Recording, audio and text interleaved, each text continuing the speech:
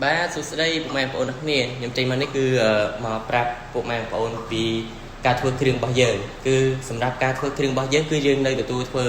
គ្រឿងធម្មតាចឹងបាទគ្រឿងផ្លាទីនមានពីអីគឺធ្វើធម្មតាអញ្ចឹងពុកម៉ែបងប្អូនដែលថាចង់បាន